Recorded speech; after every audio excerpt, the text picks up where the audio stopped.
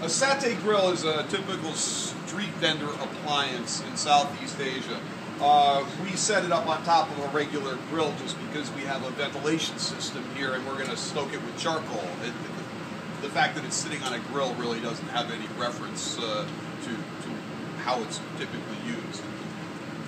The bars that go across are structured such that things that are on skewers can easily be placed resting against the bars.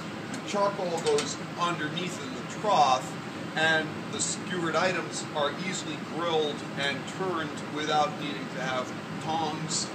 The charcoal only needs to take up a small space in the bottom.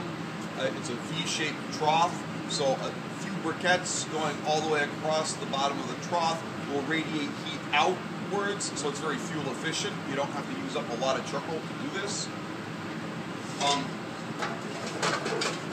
Once the charcoal has been lit, and the way we start the charcoal here is to just put it in a saute pan, put it on top of a stovetop burner, and just let it go until the charcoal becomes hot enough to ignite.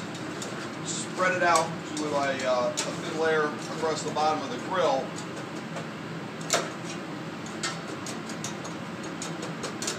And then you would wait a little while until the coals started to get a white ash and started to glow red.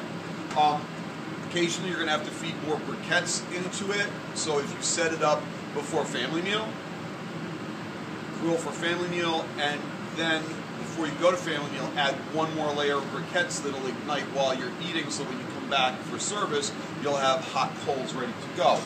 I'm going to sort of jump past the point of letting them get really hot just for the sake of shooting this video. These are skewers with spicy beef wrapped in walnut leaf.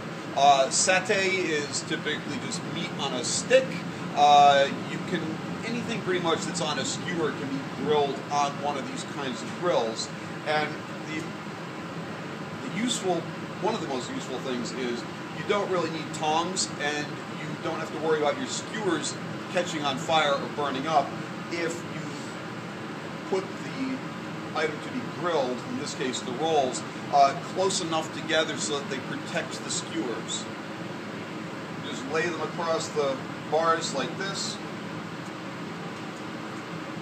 The heat radiates up.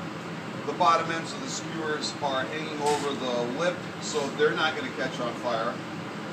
The tops of the skewers are typically high enough up away from the charcoal so that they don't catch on fire, and you can use both sides. So it's a pretty efficient way of grilling things on sticks.